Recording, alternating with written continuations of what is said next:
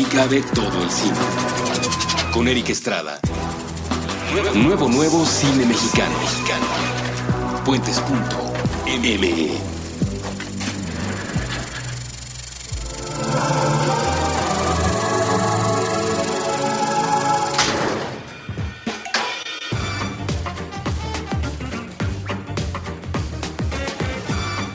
Hola, yo soy Eric Estrada y les doy la más cordial bienvenida a un episodio muy particular en Cine Garage. Tuve el gusto y el honor de entrevistar a don Pepe Buil, director de Los Crímenes de Mar del Norte, que también ha tenido una serie de películas más que interesantes. Mi favorita entre todas es La Leyenda de una Máscara. Hablamos del guión de La Leyenda de una Máscara, que cuenta la historia del santo. Hablamos del guión de Los Pasos de Ana, de la producción de Los Pasos de Ana, en donde él, por supuesto, estuvo involucrado con Marisa Sistach, su mujer. Hablamos de Anoche Soñé Contigo, hablamos de Leticia Perdigón. Fue un programa realmente interesante y, por supuesto, redondeamos mucho la propuesta de Los Crímenes de Mar del Norte, alrededor de Goyo, este asesino serial que la Ciudad de México tuvo y padeció en 1942, en plena Segunda Guerra Mundial. Cómo la ciudad se convierte en un personaje en la película, cómo es que construye a los personajes, quiénes son reales, quiénes no. De todo eso hablamos en este episodio con don Pepe Buil. Se lo agradeceré toda la vida, los invito a que lo escuchen. Don Pepe Buil, pues bueno, muchas gracias por venir a la entrevista con Cine Garage. Antes de abrir los micrófonos, obviamente vamos a hablar de Los Crímenes de Mar del Norte, que es la película que está ahora mismo en cartelera. Una película interesante, una película que a mí me tuvo muy entretenido, que tiene muchísima onda, según yo, pero calentando la voz, calentando el micrófono, estábamos hablando de Los Pasos de Ana, don Pepe, y yo mencioné, habiéndola visto hace una semana, o sea, hace precisamente el lunes pasado, o sea, hace exactamente una semana la revisé en la Cineteca. Un texto de Rafa Viñas sugería que a la película se le había dejado de lado, incluso de forma institucional, que el propio IMCINE había deliberadamente o no, pero sí como una especie de, un poco de pecado, de omisión, dejado la película de lado y de alguna forma propiciando que se nos fuera hacia el olvido. Y ahora que te tengo aquí enfrente, me gustaría preguntarte si hubo algo así, qué opinión tienes ahora con la distancia de la película, estando a 2 cuadras de donde se filmó prácticamente el 80% de la historia. Bienvenido. Gracias, muy amables y déjame decir que me gusta mucho estar en esta campaña de llamar la atención sobre nuestra última película, Los Crímenes de Mar del Norte, porque nuestros distribuidores organizaron una visión de los medios que para mí pues es un poco como renovar lo que siempre ha habido, y me parece muy bien que haya tantos canales para transmitir voz, ideas, imaginación, de tanta gente que estamos en México trabajando por la cultura, no siempre siendo los consentidos, ¿no? Porque Los Pasos de Ana es una película totalmente clandestina. Uh-huh. Es la primera película largometraje de Marisa Sistach, que tengo la fortuna de haber trabajado toda nuestra carrera en el cine juntos. Y esa película la hicimos con negativo que los productores obtenían de las campañas políticas, y de ahí nos daban a nosotros el material para ir pensando un largometraje, porque les gustaba mucho lo que Marisa hacía. Y entonces, cuando ya tuvimos el negativo junto, dijimos, ¿y ahora qué hacemos? Pues hay que hacer una historia. Y Marisa tenía escrita el argumento de una madre soltera luchando por la vida con 2 hijos y en busca del amor y con sus problemas laborales, y era una chica típica de los 80s. Nuestra hija Pía nació en el 82 y esa película fue terminada en el 88. Es decir, que la filmamos en el 86, cuando Pía tenía 4 años, y Marisa ahí empezó a practicar la dirección de niños y adolescentes. Y bueno, nuestros hijos fueron materia de cinematográfica porque estaban en el set y andábamos con una cámara de 16 milímetros por la ciudad filmando la película. Y luego, entre los entretelones, pues, siempre hay... Pues yo siempre he dicho que lo leí el otro día en el libro de Joseph Coetzee, que se llama Contra la censura, donde dice que la envidia es un componente esencial de la censura. Y el cine mexicano se caracteriza por eso. Hay muchísima envidia, porque en primer lugar hay poco dinero para hacer las películas. Y bueno, no era antes la estadística igual que la de ahora, pero había muchísima gente que quería filmar. Entonces, pues ejercía mucha vigilancia sobre a quién se le daba el dinero.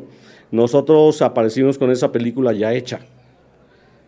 Y luego resultó que la película fue preferida para ir a Berlín. Y ahí es donde le echaron la caballería desde el IMCINE. Se le fueron encima. Porque el IMCINE tenía otros planes con otras películas que supuestamente estaban producidas en lo que estaba comenzando a hacer la industria del salinismo. Y Los Pasos de Ana yo veo que fue producida y levantada mientras Salinas estaba en su campaña para la presidencia, casi como candidato único, ¿no? Sí. Repitiendo aquella hazaña de José López Portillo, que fue solo, sin rival alguno, y nos gobernó como si fuéramos un virreinato.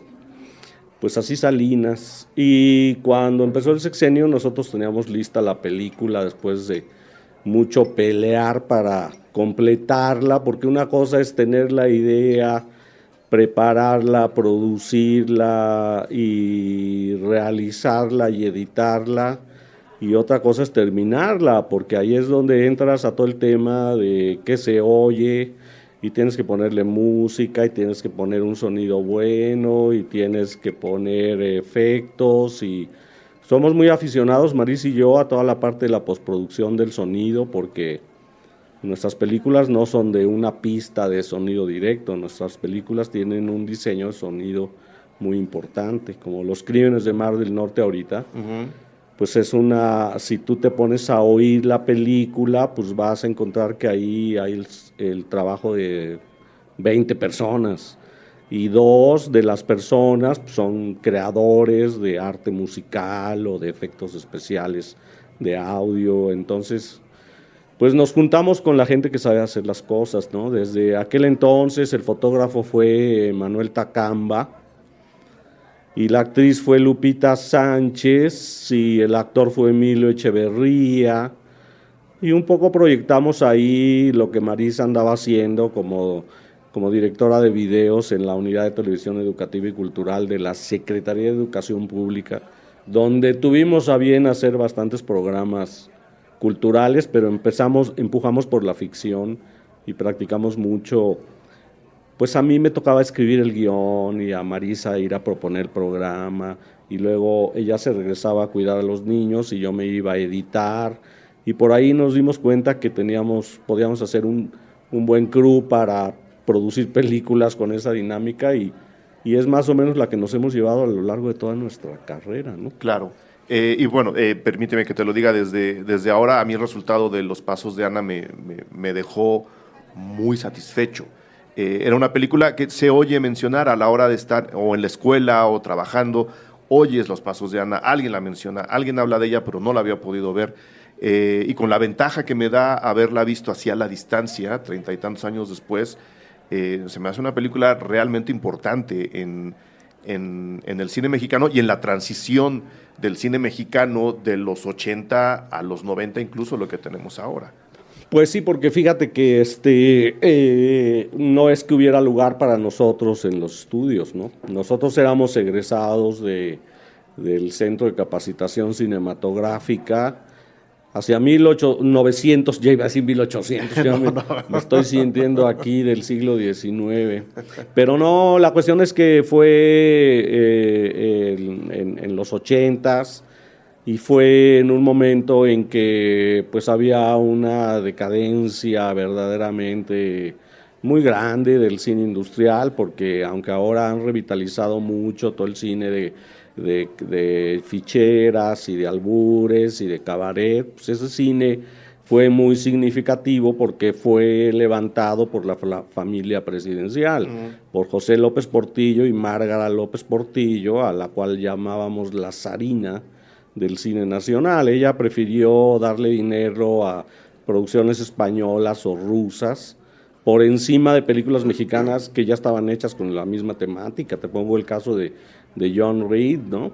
Que Paul Leduc hizo la extraordinaria película Reed, México Insurgente, y luego Margarita, que no sabía nada de cine mexicano, pues le compró la idea a Bondarchuk, que hicieron una película que también tenía feliz al sindicato, porque aquí se filmaron cosas con muchísimo dinero, mientras por otro lado se impulsaba el cine de sexualidad alburera, y con fue el pináculo de las vedettes, y yo lo conocí muy bien porque yo trabajaba en la revista Su Otro Yo, con Vicente Ortega Colunga. Ahí colaboraban Monsiváis y Renato Leduc y Pedro Campos Ramírez, el gran maestro Gustavo García, con el que me conocí desde Ciencias Políticas, Roberto Diego Ortega, hoy colaborador de Nexos y de la editorial Caldiarena, y muchos otros poetas, Arturo Trejo Villafuerte, Emiliano Pérez Cruz, y hacíamos vida nocturna, íbamos al Quid, íbamos a otros antros, veíamos a las chicas, las invitábamos a hacer fotoreportajes para la revista, y en esa época pues yo fui como ligándome a Marisa y la fui involucrando también en todo este mundo en el que andábamos. Y bueno, con Marisa pues fui entrando en una nueva lectura de la situación, pero no creas que jamás entramos, por ejemplo, a una discusión con las chicas, nada más porque ellas no eran feministas o algo por el estilo, no, al revés, fue más intensa la relación. Yo terminé con Fuensanta Certuche en una película, en mi tesis del CCC, imagínate. O sea que estuvimos en ese mundo y luego fuimos yendo hacia la expresión particular de Marisa con Los Pasos de Ana, y la película pues fue formidable. Como nosotros hicimos una película casera en 16 milímetros a espaldas de medio mundo, y después con la película terminada resulta que competíamos para ir a los festivales, y claro que Marisa fue muy feliz yéndose con la película a Berlín. Claro. Y en ese tránsito de llevar la película a Berlín se saltaron un pasaje técnico muy importante porque costaba mucho dinero, y ese es el golpe bajo que nos dieron, porque nunca tuvimos el dinero para hacer un verdadero blob de 16 milímetros a 35. Lo que se hizo fue lo que tuviste, un transfer del negativo a video con rayas todavía analógicas. Era la época antes de los píxeles. Claro. Fue la primera película que se hizo bajo esa técnica, y esa es la copia que se exhibió en el Foro de Berlín. Y luego del Foro de Berlín, esa película fue a un montón de festivales, y Marisa fue reconocida como pues la realizadora que es, ¿no? Porque dirigir niños no es cualquier cosa, pero si son tus hijos. Podrán pensar que a lo mejor a tus hijos los diriges mejor, pero eso no en todos los casos es cierto, porque los niños hacen lo que quieren. Yo hice ahora la fórmula de Doctor Funes hace 2 años, basado en la obra del gran Francisco Hinojosa, y trabajé con niños de 10 y 12 años, que no son mis parientes para nada, y te puedo decir que, bueno, cuidado con los niños, porque los niños y los borrachos dicen la verdad. Todo el tiempo, además. Sí. En esa época, ahora que mencionas a Gustavo García, por ejemplo, trabajando, empujando desde ahí, se veía el futuro, o sea, se veía el cine mexicano como lo que podía ser, o tenerlo ahora es... Mira, yo te tengo que decir lo que pienso y puede ser muy mal oído porque yo soy muy escéptico y no creo mucho en toda la forma de hacer política cultural en México desde aquel entonces. Porque nosotros egresamos al mercado de trabajo en 1980 y no había modo, los sindicatos estaban cerrados con candado, como 3 candados, como puerta del departamento de Woody Allen en Robó y Yo lo pescaron, así estaban los sindicatos, no dejaban entrar absolutamente a nadie. Así es que nosotros fuimos bateados y fuimos lanzados a una alternativa independiente. Y habíamos sido educados para ser cineastas industriales, entonces, pues, ¿cómo era eso? Yo no acababa de entender. Y los pasos de Ana, pues, se levantó como se levantó, y mientras eso se hacía, yo fui escribiendo mi guión que se llamaba La leyenda del enmascarado de plata, que terminó siendo la leyenda de una máscara, y te cuento la historia de ese guión, porque con ese guión entré a la industria cinematográfica, aunque yo ya había entrado, pero por la puerta de atrás, porque como alumno del CCC, más bien como alumno de Ciencias Políticas, llegué a Estudios Churubusco. Después, como gente de Cineteca, también fui a Estudios Churubusco. Y luego del CCC, pues yo fui el primero en saltarme la barda y ser atrapado por la policía y reportado por andarme brincando las trancas. Pero eso hizo que me conocieran en Churubusco. Había mucha gente que me ayudó a terminar mis películas y las de Marisa cuando necesitamos a los estudios. O sea que te estoy hablando de que yo con los estudios tengo una relación de ya va para 40 años, ahora que van a tener un aniversario. Sí. Y con la leyenda, un amigo me habla, yo le había dado a leer el guión que llevaba años trabajando, me lo bateaban en un lugar, me decían en otro lugar que otras cosas, en fin, siempre había pretextos para no hacerla. Entonces yo oí, había una convocatoria sin convocatoria, porque todo era puro chisme en los pasillos, no había ninguna regla, y nada más se sabía que algunas personas se estaban colocando estratégicamente en el mundo de la producción cinematográfica, entre otros García Márquez, y yo llevé mi guión a Conacine porque me dijeron, y así me lo dijeron, están esperando guiones de un nuevo realizador para que Salinas tenga un debutante con una historia chingona, y sabemos que tú tienes la de La leyenda del enmascarado de plata. ¿Por qué no la llevas? Y entonces fui y llevé mi guión. Eso me lo dijo un compañero de la escuela de cine, que tenía algunas conexiones ahí en la industria. Entonces fui a dar a Conacine, dejé ahí mi guión, y los que estaban de lectores me dijeron, puta, está gruesísimo, ya llegaron 50 guiones antes que el tuyo. La siguiente vez que regresé ya había 90 guiones.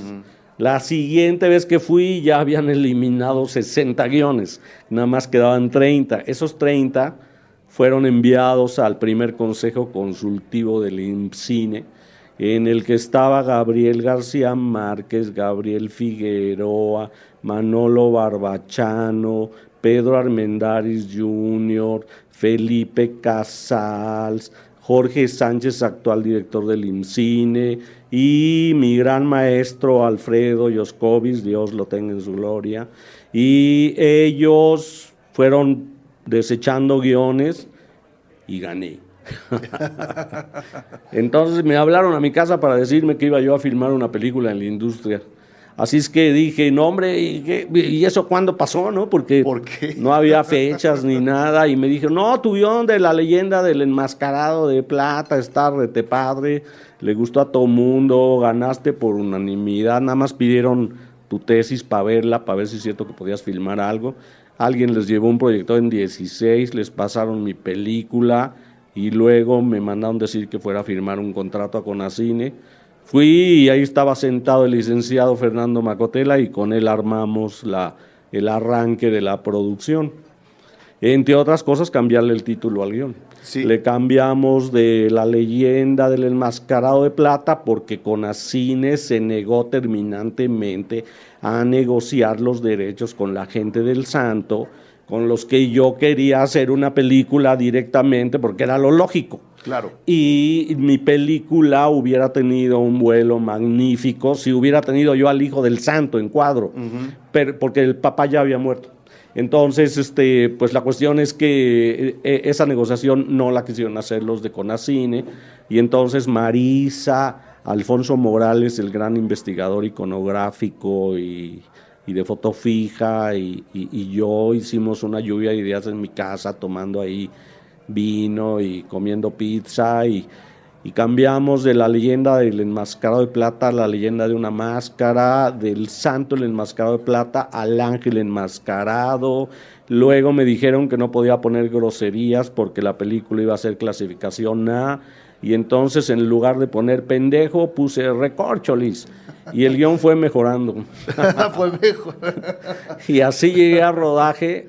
Y arrancó una carrera en la que no me salí de Estudios Churubusco. Hasta la fecha tenemos una oficina ahí, y Maris y yo operamos como representantes de la empresa y conseguimos inversión.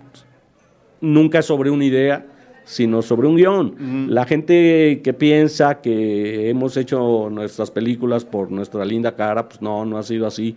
Ha sido porque nuestros guiones los metemos a todos los concursos y las convocatorias con las que coincidimos cuando queremos hacer la película, y algunas veces nos han bateado, pero ya vamos en nuestro largometraje número 13, Claro. que se llama Los Crímenes de Mar del Norte. Que también, ahora Marisa es la productora, el guión es tuyo, la dirección es tuya, y con todo lo biográfico que pueda tener La leyenda de una máscara,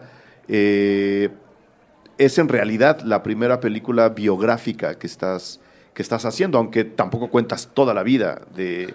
No, La leyenda de una máscara sí era una película muy sintética que iba y venía en el tiempo, con unas elipsis en el tiempo que me quedaron muy bien, entre otras cosas porque se las copié a Orson Welles, del Ciudadano Kane. Hay que copiarla a los maestros, ¿no?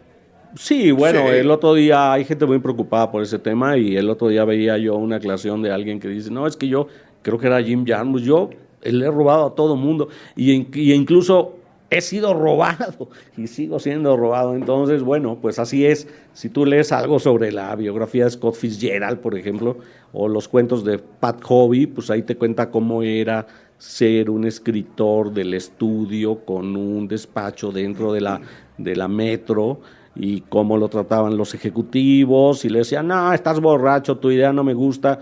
Se salía y al rato se encontraba en el pasillo a otro cabrón que andaba viviendo ahí del guionismo, y ¿qué crees, Scott? Me acabo de encontrar al ejecutivo fulanito que me dijo que tenía una gran idea y quiere que yo le escriba. No me digas qué idea. Y le cuentan la idea que era la de Pat Hobby. Claro. Entonces, bueno, a Scott le pagaban un buen billete por estar ahí cada semana, y entonces tenía que mantener a Zelda en el manicomio, que era carísimo, y él tuvo que entregarse a la industria cinematográfica para salvar ese problema familiar, que era Zelda. Claro. ¿Cuál fue el trabajo de guión con Los Crímenes de Mar del Norte? ¿En qué momento se decide empezar ahí? Yo ya no quiero ni fecharlo porque me aterroriza. Sin fechas. Pero no, es que me aterroriza ver el tiempo que he invertido en esta película y lo que logré, ¿no? Como realizador.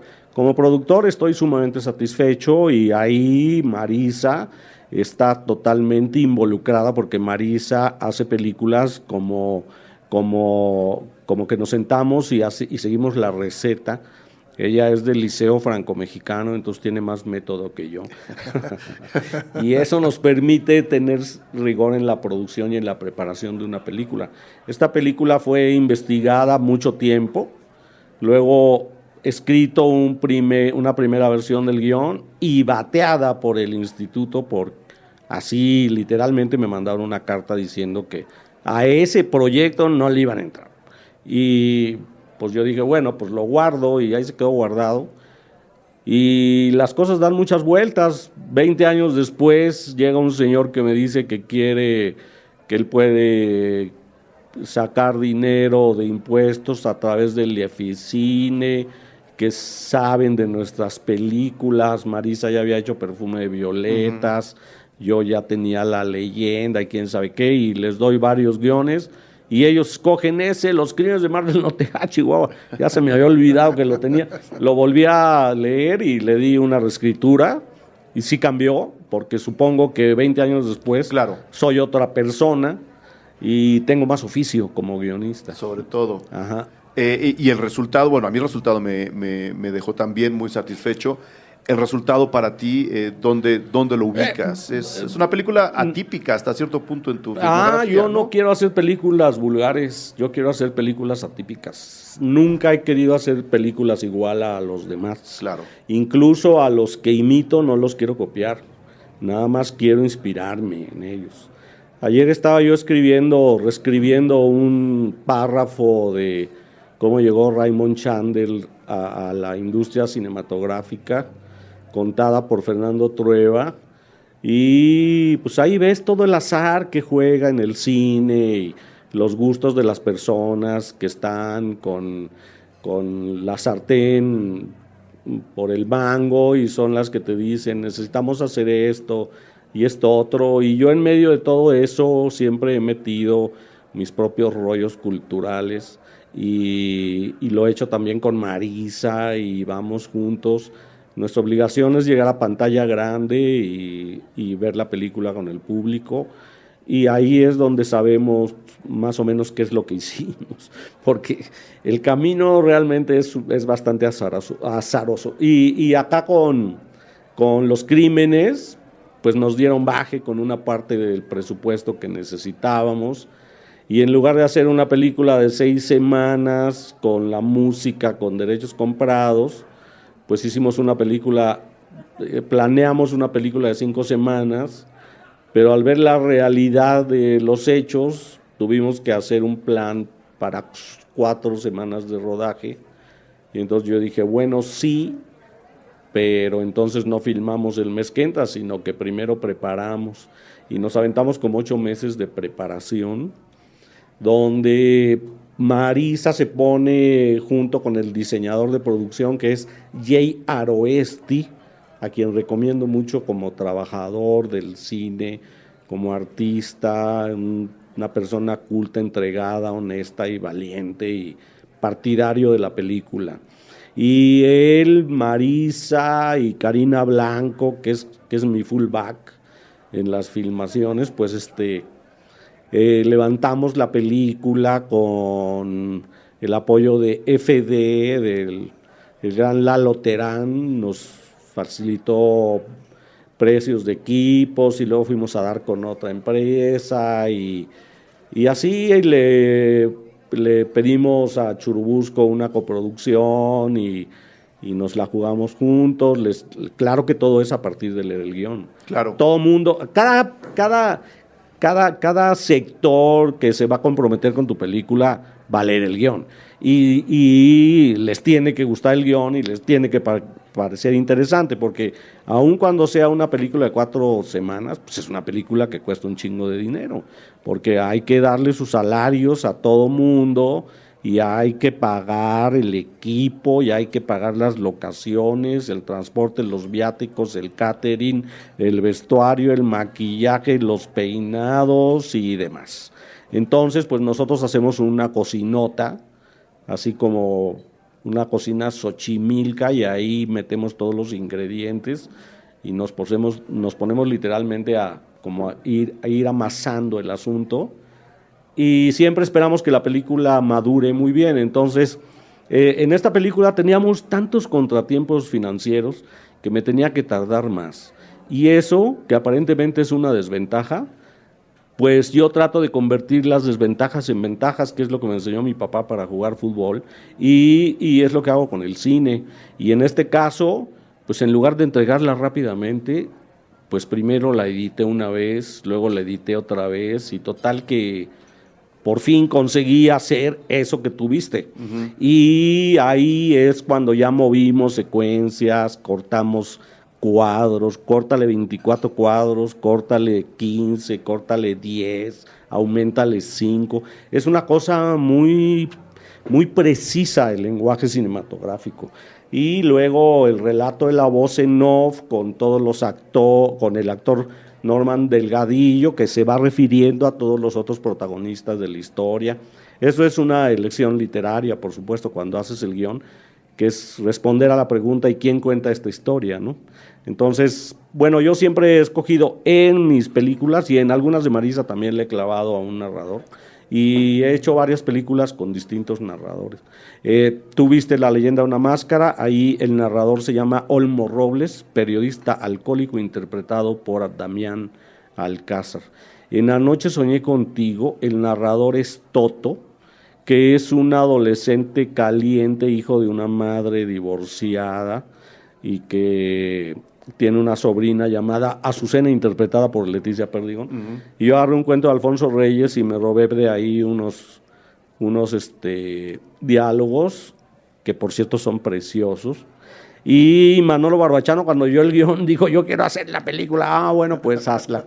Y entonces le vendimos el guión y Marisa dirigió la película y yo estuve ahí en todo el proceso y tal. Y el narrador era Toto, un adolescente de 14 años. Eso trajo complicaciones en cierta simplona crítica que nunca observó que la película estaba narrada por un adolescente de 14 años y pensaban que la directora había olvidado sus principios feministas porque ahora andaba de deseosa junto con el narrador de Leticia Perdigón, que con todo respeto, pues yo creo que todo el mundo la podía desear porque era súper popular por la Lagunilla 1, 2 y 3, no sé cuántas lagunillas creo que hubo 3. Sí. Y luego otro narrador en la línea paterna, el narrador resulté ser yo, también es alguien que narra en off. Y luego en el Brasier de Emma, que dirige Marisa, la narradora es Emma, que interpreta a Sofía Espinosa. Y luego en La forma de Doctor Funes, el narrador es Martín Pollo, que ese me lo inventa Pancho Hinojosa, y yo nada más lo agarro y lo pongo para cine.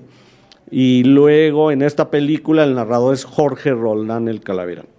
Y bueno, ahí me gustaría mencionar al reparto a Sofía Espinosa, que hace el papel de Chela Arias, a Gabino Rodríguez, que hace el papel de Goyo, el estudiante malvado de ciencias químicas que en 1942 estranguló a 4 chicas y las enterró en el jardín de su laboratorio.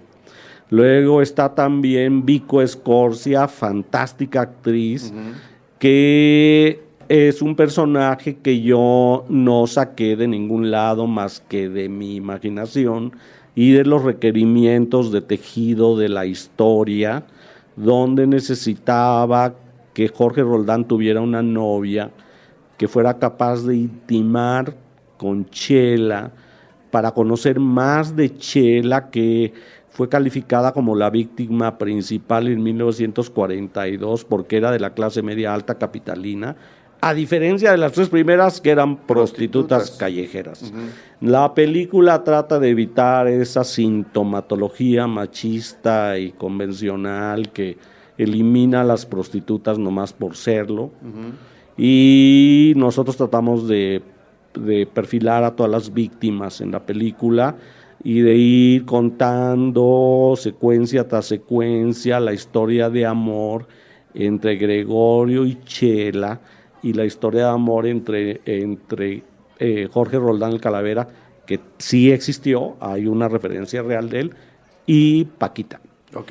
Y a mí me gusta mucho, y me pasa también con La leyenda de una máscara, cómo la ciudad va tomando también un poco por sorpresa a quien está viendo la película. Y es yo sé que es un cliché, pero lo tengo que decir así. La ciudad se acaba convirtiendo en un personaje que envuelve a todos los demás. Y en esta lo hace de una manera bien emocionante, Pepe. O sea, a mí me causaba mucha intriga saber lo de el apagón y que iba a haber una alarma y decir, hombre, esta ciudad ha vivido de alarmas durante toda su vida y ahora me están contando de una de la que yo no sabía, en un periodo que a mí me fascina, que es la Segunda Guerra Mundial. Pues mira, yo tengo un pensamiento muy romántico sobre mis maestros de historia de la primaria y de la secundaria y de la prepa y la UNAM, porque yo fui evolucionando junto con ellos para leer la historia de México y en especial de la Ciudad de México, a la cual yo pertenezco porque he vivido aquí 64 años, aunque nací en Celaya, Guanajuato, pero antes de cumplir un año yo ya estaba aquí en la Ciudad de México, así es que pertenezco a la Ciudad de México. Y me da mucho gusto que toques ese tema, porque desde que entrevisté al Santo para la revista Su Otro Yo y vi que tenía todo ese perfil de superhéroe del siglo XX, de la etapa de la Guerra Fría y de que se la pelaba Superman y Batman y Robin y todo el rollo, y ese no podía ser un superhéroe rural. No. Tenía que ser un superhéroe urbano, porque lo que cuidaba era la metrópoli, las metrópolis, ¿no? O sea, los superhéroes son de Nueva York, de Chicago, de Los Ángeles, de México, Ciudad de México, ¿no? Que yo creo que el Santo, pues el Santo le debe todo a la Ciudad de México y la Ciudad de México todo al Santo. Exacto. Porque es nuestro mayor justiciero. Y lo mismo pasa con la cuestión de Goyo, porque pues yo percibo en los medios de comunicación cuando sacan a Goyo de Lecumberri sin condenarlo jamás, y luego andan ahí presumiendo de que es amigo de los locutores y los comentaristas, que son vedettes desde hace un montón de tiempo. Eso lo leímos en los libros de Edgar Morán, donde cómo los conductores de televisión se van convirtiendo en parte del vedetismo nacional. Igual que hoy tenemos vedettes en los medios, en el cine, en el teatro y nuestros políticos, que hacen el payaso fenomenalmente. Y entonces, en medio de ese rollo, ponen a Goyo, y te lo ponen como parte de toda la mediósfera. Yo voy, indago cuál es su pasado, y en su pasado hay 4 crímenes. Y los 4 crímenes están ubicados en un periodo histórico de la Ciudad de México, que es muy emocionante cuando estás en la hemeroteca y viendo periódicos. Se lo pierde la gente que lo hace digital. Sé que Claro. se puede hacer digital, pero yo lo hice en la época en que todavía no había internet, así es que estuve hojeando periódicos y fue muy emocionante ver en 1942, en agosto, la guerra en Europa estaba durísima. Los alemanes avanzaban sobre la URSS, Stalin mandaba millones de rusos al frente, Francia me la estaban invadiendo, mis suegros se fueron en el último barco, ¿no?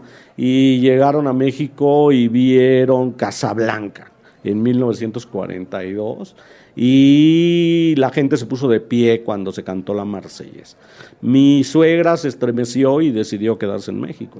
Al mismo tiempo, mi papá estaba llegando de Papantla a la Ciudad de México y fue testigo de todo el lanzamiento de la práctica de oscurecimiento, que es una práctica que aquí en México se replicó. Primero se hizo en Nueva York, en Chicago, en Los Ángeles y San Francisco, y luego se hizo acá, y eso se puede comprobar con las publicaciones. Ahí está. Eso pasó igualito en Nueva York que en la Ciudad de México. En la Ciudad de México se preparó a partir de mayo los oscurecimientos bélicos. Eso era parte de la cortina informativa que se tenía que utilizar para que cuando México entrara verdaderamente en la guerra todos estuviéramos de acuerdo en semejante hazaña que íbamos a tener, y pues hubo muchos valores patrióticos que estuvieron en juego. Se habló mucho del nacionalismo, de quitarle nuestro petróleo a los alemanes, y mejor se lo dimos a la industria bélica norteamericana. Fue ese año todo, y ese año se decidió hacer el servicio militar nacional obligatorio, aunque se ejecutó a partir de 1943. Hubo mucho voluntariado en pie de guerra en la Ciudad de México, marchando los fines de semana, haciendo prácticas militares. En lugar de rifles llevaban escobas, palas, zapapicos, y entre ellos estaba Jorge Roldán, el Calavera. Claro. Pero esa obligación no la tenía Gregorio. Gregorio era un hombre becado a sus 27 años por Pemex. Tenía, con ese dinero Pemex pudo rentar un cuartucho con un terreno más o menos grandecito ahí en Mar del Norte, que estaba a 3 cuadras de Mar Mediterráneo, donde está lo que fue la Facultad de Química de la Universidad Nacional Autónoma de México, donde fue inscrito Goyo, entró ahí a estudiar ingeniería química o química, no sé qué, y entonces para hacer sus prácticas, él y Jorge Roldán coincidieron, se hicieron muy amigos, uno tenía 27, otro 18, uno pensaba que iba a ir a la guerra, al otro le valía sorbete, él andaba con su carro nuevo, sus trajes, sus corbatas, era oficinista un rato, se iba a estudiar química, tiene un pasado por ahí que se puede telenovelear, pero el hecho es que estaba muy enamorado de Chela Arias, y Chela Arias pues lo menospreciaba, pero lo usaba, y Chela pues, tenía también sus razones y sus convenciones, porque pues una chica de esa época estaba en la pandilla de las que le querían poner canzones a la Diana Cazadora, se quería casar de blanco, quería llegar virgen al matrimonio y quería cumplirle a su papá en los estudios de química. Entonces, el perfil de Chela a mí me enternece mucho porque pues es una hija perdida, y luego cuando empiezo a ver las fichas de las otras víctimas, pues descubro que está todo el abuso lógico que puede haber entre un hombre fuerte y unas mujeres frágiles, y las mata porque sabe que no pensaba, que ese es ahí donde me alucina cuando dicen que los serial killers son muy inteligentes, porque ¿acaso hay algún crimen que no vaya a ser descubierto? El serial killer siempre es descubierto, siempre deja huellas, siempre deja una serie, ¿sabes? O sea, siempre hay un error, ¿no? Siempre hay un error que lo va a llevar, eso está en las películas, en las mejores películas de cine negro y las novelas negras, ahí se ve todo el asunto. Y en este caso, pues es lo que le falló al señor Goyo, que era tan inteligente, y se fue todo el resto de su vida con esos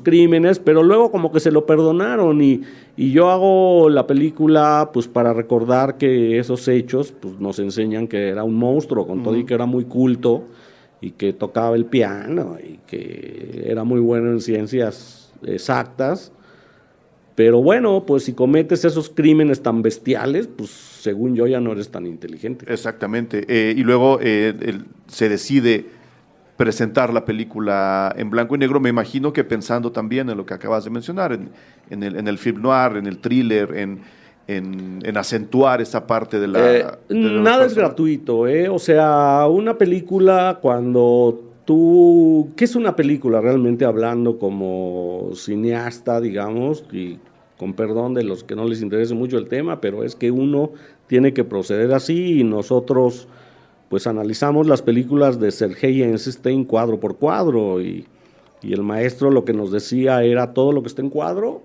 está pensado. Sí, cuenta. No hay nada de casualidad. Entonces es lo mismo con el blanco y negro, es una decisión estética. Y yo creo que no solo en el arte cinematográfico, sino en todo el arte, una decisión estética es una decisión ética. En este caso, a mí los inversionistas alguno, no todos, porque otros estaban muy contentos de que hiciera una película en blanco y negro, pero hubo alguno que me dijo: oye, pero no dicen que el blanco y negro no es comercial. Pues sí, pero ¿por qué el artista sí fue comercial? La película del francés que ganó el Oscar y fue popular en todo el mundo, muda y blanco y negro, y esa sí les encantó. Y un mexicano que quiera hacer una en blanco y negro, ay no, la gente no la va a querer ir a ver, es en blanco y negro, van a querer que es vieja. Pues eso es lo que yo quería, que se viera como una película filmada, ponle que fue filmada como en 1947, porque el narrador está evocando lo que pasó. Entonces él está ubicado en el futuro y luego te hace un relato donde evoca todo lo que pasó y que cambió su vida, que es Jorge Roldán el Calavera. Y en esa época, primero no había negativo en blanco y negro. Luego, toda la información que tú puedes encontrar en los periódicos, en noticieros cinematográficos, pues es en blanco y negro. Y la estética del blanco y negro desarrolló mucho arte iconográfico mexicano, porque los periódicos aportaron grandes fotógrafos. Esos son los que rescata personajes como Poncho Morales, como mi amigo Poncho, que anda rescatando todo el tiempo. Él fue el que, a Metinides, él fue el que dijo, observen a Metinides. Y bueno, Metinides hoy es un rockstar de la foto negra, ¿no? Nosotros usamos toda esa estética de la foto de nota roja como inspiración para nuestra película, y aquí tengo que mencionar al gran director de fotografía, Claudio Rocha, que ha trabajado con grandes directores mexicanos e independientes de otros lugares, con daneses y tal, y bueno, yo tengo a Claudio si yo hiciera una novena de fotógrafos mexicanos, Claudio sería el shortstop. Y decidimos por el blanco y negro, y el blanco y negro, pues toda una implicación porque no usamos negativo, es una película digital. Entonces lo que hicimos fue quitar el color, ver cómo responden los colores al blanco y negro, y allí el fotógrafo tiene mucha incidencia en, por ejemplo, el vestuario. Porque, oye Claudio, vamos a revisar el vestuario. Sí, ¿por qué? Pues porque el negro y el gris a lo mejor no es lo que nos conviene para el blanco y negro, sino mejor un rojo y un blanco, ¿no? El rojo de la señorita Sofía, cómo va a ser los labios. Necesitamos un carmín muy prendido, y a ver Marisa y Nuri Álamo, quien es una auténtica colaboradora gore. Ella lleva todo el departamento de maquillaje y todo el departamento de factura de cadáveres, y hasta hacer el cadáver de Chela Arias, que eso es un trabajo pre-película, ¿no? Sí. Que lo tenemos que hacer antes de la película. Ya teníamos un compromiso grande con Sofía, y Sofía, tienes que venir mañana porque te vamos a moldear para hacer tu cadáver. Entonces, un poco ahí con humor negro estuvimos haciendo las cosas, y Nuri pues sabe mucho de criminología y de cuestiones forenses, y oye, si el cadáver tiene 20 días y fue sepultado en condiciones húmedas, va a estar así. Pero si fue sepultado en condiciones secas, que serían las muertes de Ciudad Juárez, pues tienen otro tipo de evolución, claro, otro tipo de insectos y así, ¿no? Entonces, los cineastas, pues somos unos ignorantes, pero tenemos que saber hacer la pregunta indicada. Y en este caso yo, pues, me apoyé muchísimo en Marisa, en Claudio, en Nuri, y la peinadora Itzel Peña, a la que le mando un saludo, vive por aquí cerca. Y ella también hizo una investigación de cómo hacerles el rol en los peinados a las chicas, ¿no? Y eso fue divertidísimo porque, pues a mí me gustan mucho los 40s, porque fue la juventud de mi mamá y de mi papá, y esa moda siempre estuvo impregnada en mi familia y en mi casa. Y bueno, yo tenía una tía que cantaba boleros, con eso te digo todo. Y todo ese mood es el que manejé en esta película. Y por supuesto que yo como realizador, pues intento contar de la forma más sencilla posible una cosa compleja. Lo que busco es destilar toda la complejidad a lo más sencillo, que es hora cuenta en hora y media, una historia que tenga principio, desarrollo, catarsis y final.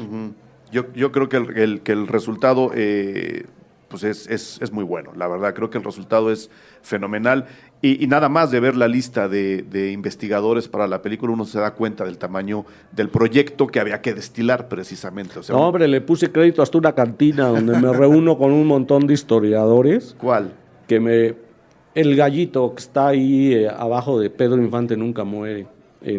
Donde está el paradero de San Ángel. Ajá, allá al sur. Ahí los sábados nos juntamos a ver fútbol y tomar cerveza y hablar de historia y de cultura y de política. Hay alguien que trabaja en el INE, alguien que trabajó en el Mora, alguien que es escritor y traduce cosas de Canadá, México y tal, ¿no? Entonces, ellos son gente muy ilustrada y léete este libro, chécate aquello, y entonces, bueno, pues yo ahí voy llenando lagunas, porque es lo que te decía, que la historia de México que nos enseñaron es bastante distinta a la que vas aprendiendo con el paso de los años y con la liberación de la información, de los prejuicios y de las convenciones. Claro. Yo pienso que la historia de la Ciudad de México es estupenda. La llegada del momento, el primer apagón bélico, La primera práctica de oscurecimiento bélico en la Ciudad de México era planeada para el 7 de septiembre por el gobierno, y resulta que ese día pescan a Goyo y lo llevan a la comisaría y lo están interrogando cuando sobreviene el apagón. Eso es real.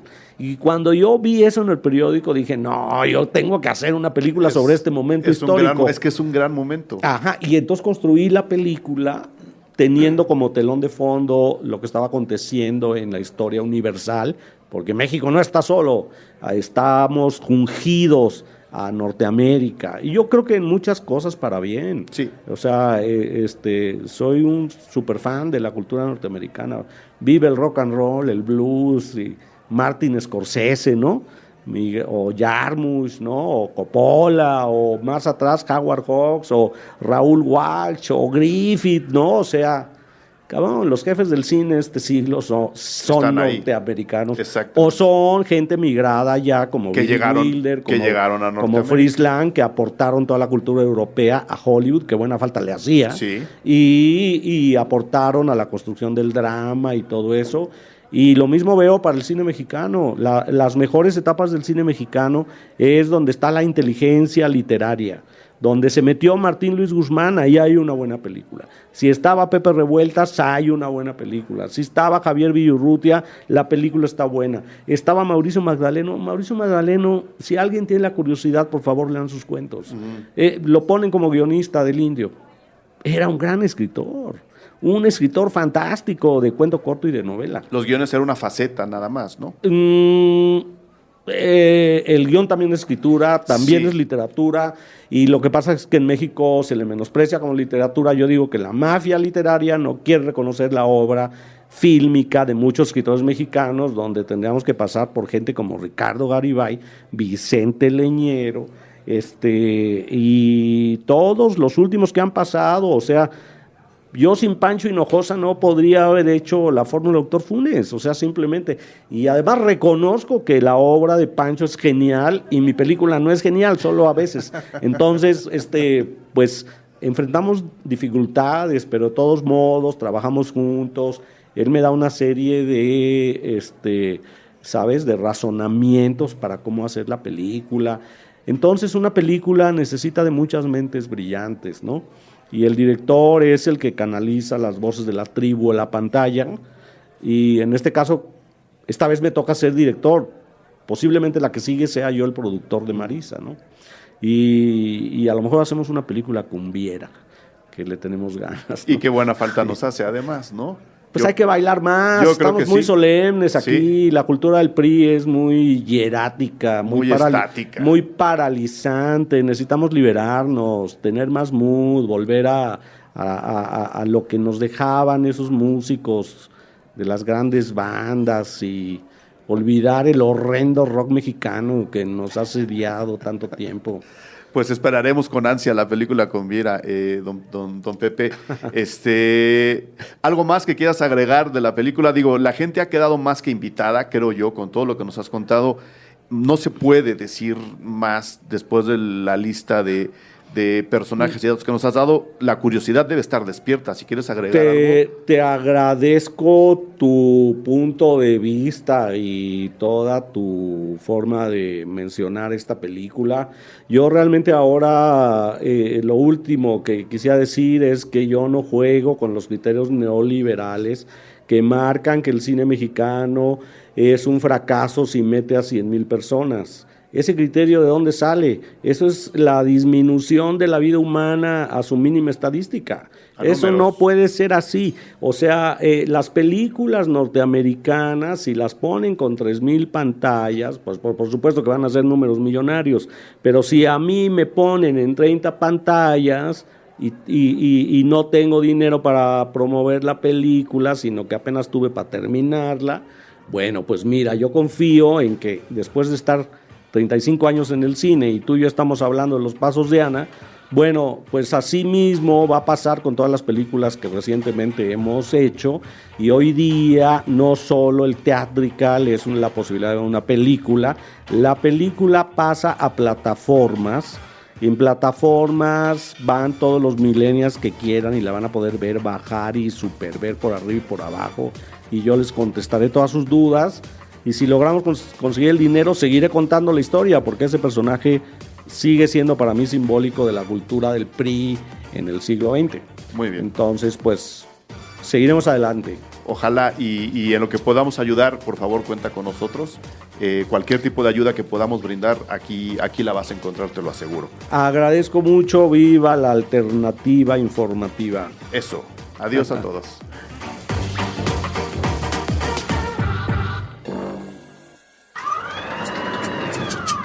Cine Garage. Aquí cabe todo el cine.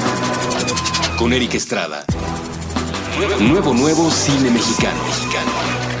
Puentes.me